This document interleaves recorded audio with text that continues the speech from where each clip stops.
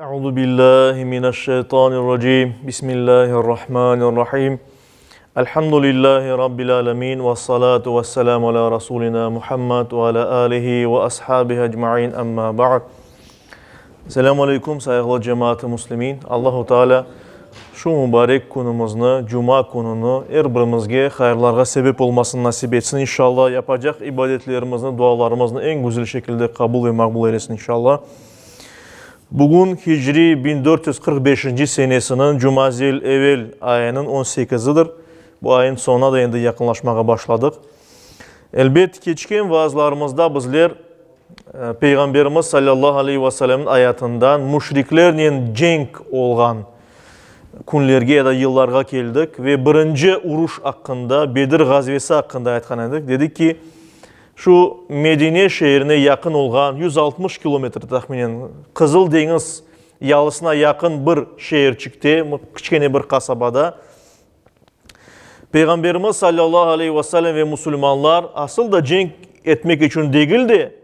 Oz mallarını, kervanını toktatıp almak için çıkan edilir yolga. Kenedi düşman ordusu, Mekke müşrikleri, Kureyşliler olarga doğru kelgeni sebebinen aralarında cenk oldu, uruş oldu. Bedir uruşu da bellidir. Ve Kur'an-ı Kerim'de de buyurulganı üzere Allah-u Teala Müslümanlara yardım etti ve Müslümanlar üç kereden ziyade az olganına bakmadan silahları daha az, daha da hazırlıksız olganına bakmadan Müslümanların mesela atları, develeri olmaganına bakmadan müşriklerin ise atlar, develer üstünde kelgenine bakmadan Müslümanlar yengen ediler. Mutlak şekilde zafer kazandılar. Yani buz-butun yendiler, düşman kaçtı. 3 kere ya da ondan ziyade düşman kaçtı. Ve onlar müşrikler, onların arasından 70'e kadar insan, 70 insan öldürülgen idi bu uruşta. 70 tanesi, 70 kişi esir alıngan idi. Yani onları tuttular, yakaladılar. Müslümanlardan ise 14 kişi şehit düştü. Yani 313 kişiden 14 kişi şehit düştü. Bundan sonra ama uruş bayağı bir şiddetli oldu aytkanımız gibi ve böylece Müslümanlar böyle bir zafer kazangandan son Medine şehrine kaytalar. Peygamberimiz sallallahu aleyhi ve sellem nasıl cenk etmek gerek olganı öğretkenle beraber cenkte esir alınan kimselerge nasıl münasebet kurmak gerek olganı da gösterdi, anlattı. Ve her bir esirge kimini eğer tutup alsalar düşmanlardan onlarga yaxşı davranmakını emir etti.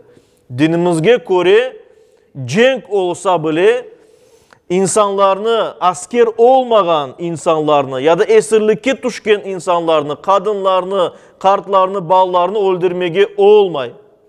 Onların evlerini yağmalamağa, talan etmege, şeylerini özüne almağa olmay. Mesela meyve getirgen tereklerini ya da ekinlerini yok etmek, taptamak olmay. Ve bunun gibi bazı bir hükümler var ve onların birçoğusunu Peygamberimiz sallallahu aleyhi ve sellem hükümlerde bildirdi. Yani bir kimse, bir düşman esirge alındı mı onu kıynamağa olmay. O esir olarak kala daha sonra Peygamberimiz göstergeni en güzel muamele yapılar. Yani fidye karşılığında yollaylar onu. Yani onun soy sopu toplaylar, bir para yollaylar ve ondan sonra onlarını yiberiler. İşte böyle yapkan edilir. Birçok bu 70 esirden birçoğusunu, bir kısmını fidyeyle yolladılar. Yani onların soy akrabası belli bir para yollay, onun karşılığında o adamı serbest kaldıralar, yollaylar. Ya da mesela fıkare olgan soyları var idi. Yani soy soplarının parası yok idi fidye vermegi ve Peygamberimiz böyle bir şart koştu.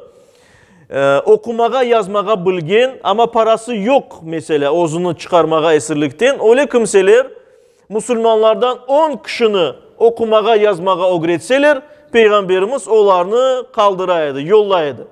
Yani okumak, yazmak karşılığında, bunu öğretmek karşılığında Peygamberimiz bu insanların düşmanlarını serbest kaldıraydı ve bunda birinciden dinimizin Allahu Teala'nın, Peygamberimizin ve asıl dinimizin ilimge olgan münasebeti açık aydın korunuyor. Yani ne kadar ilimge büyük dikkat var. Okumak, yazmak alıngan paralardan daha da mühimdir. Çünkü bu insanlığı inkişaf ettire, güzel geleceklerge yollandıra. Ve bunu da aytmak gerek.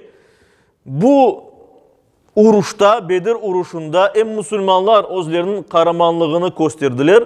Birinci taraftan. İkinci taraftan Peygamberimiz Muhammed Mustafa sallallahu aleyhi ve sellem birinci kere seraskerlik vazifesini yerine getirdi. Yani ordu komandiri oldu. Ve birinci kere öz dehasını, yani ne kadar güzel komandir olganını bu yerde gösterdi.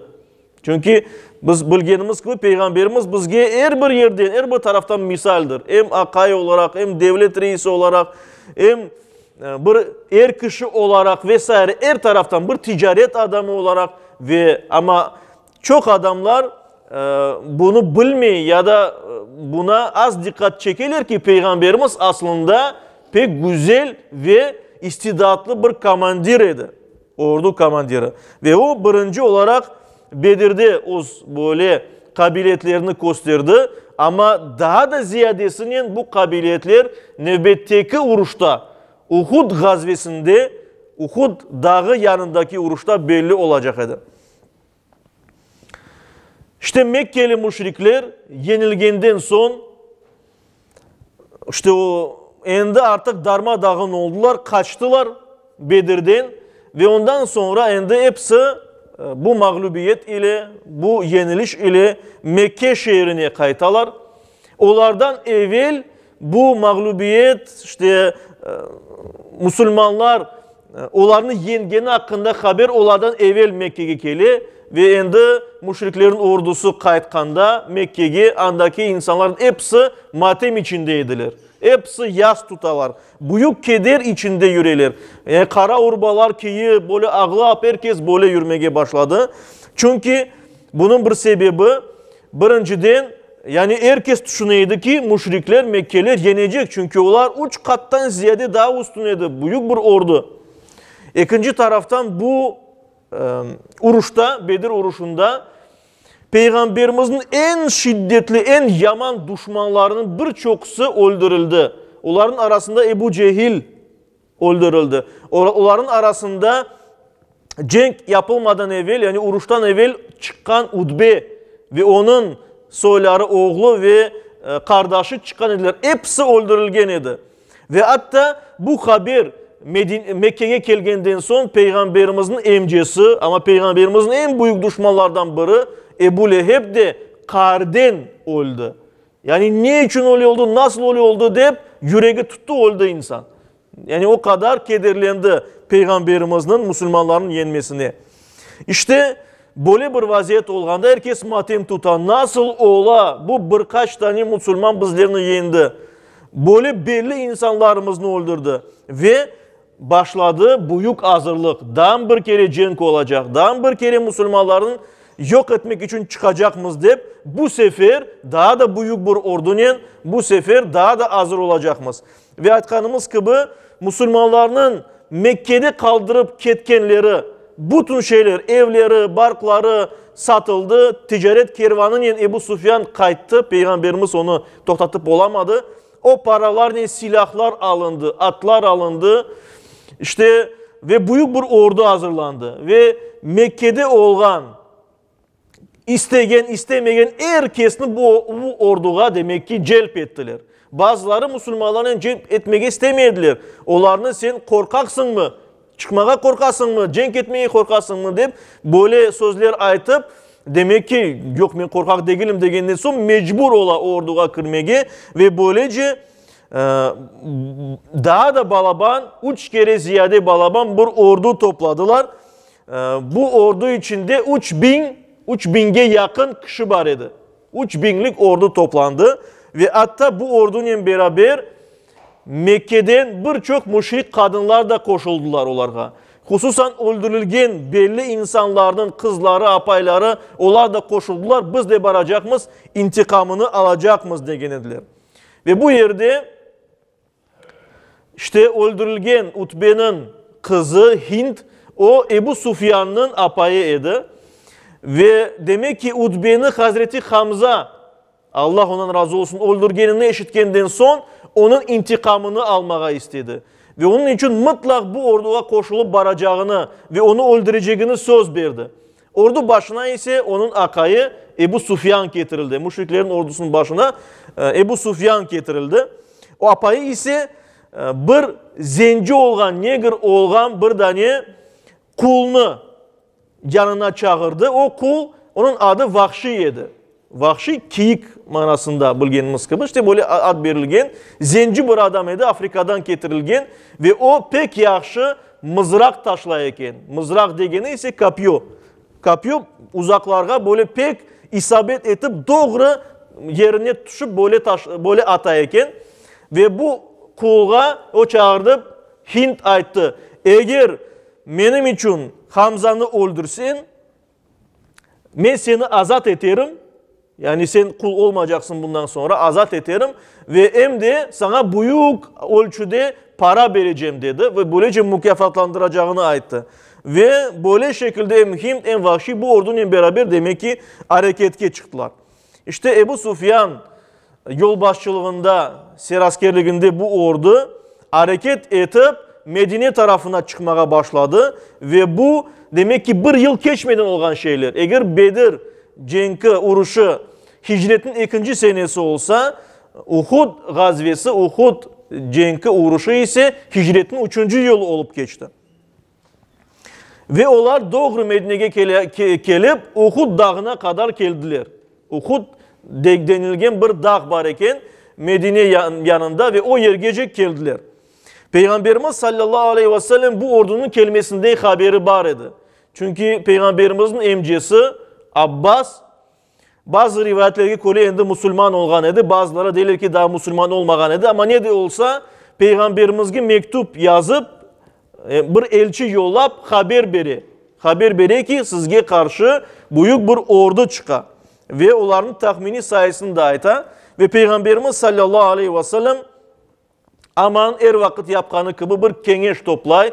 Sahabelerini çağıra, şura yapa ve sizin teklifleriniz ne? Ne yapacakmız? Bu kadar düşman geli yanımızga.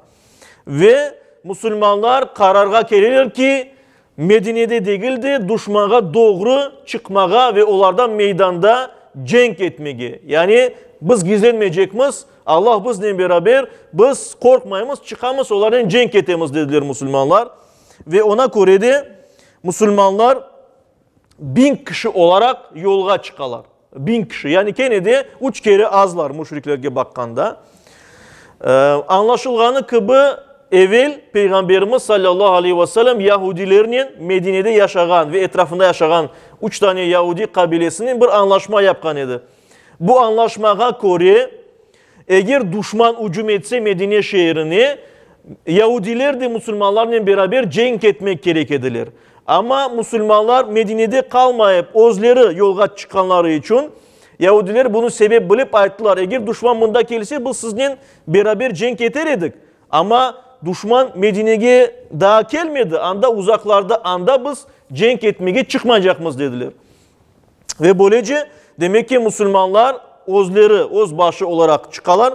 Bununla beraber yolda hadislerde böyle siyer kitaplarında geçkeni gibi 300 kadar adam kayta yani cenk etmeye istemiyor. Ve rivayetlerde buyurlar ki bunlar münafık kimseleriydi. Belki de onların arasında imanı zayıf, yanı Müslüman olan ya da korkan kimseler var idi. Biz onlarını tam olarak bilmeyiz ama umumi olarak münafıklar olarak de buyurlar. Niye için? Çünkü Allah-u Teala cenk yapmaya emir etkendiğinden sonra Müslüman korksun korkmasın yolga çıkmak gerek ve cenk etmek gerek. Ozunu yakınlarını korçalamak için. Ne de olsa 300'ge kadar münafık ya da imanı zayıf insanlar kaytalar. Ve ona göre de Peygamberimiz 700 kişi Müslümanla beraber 3000'lik orduya karşı cenk etmek için çıkarlar. İşte Uhud dağının yanına geldiğinde dağının bu tarafında müşrikler, bu tarafında ise Müslümanlar yerleşir.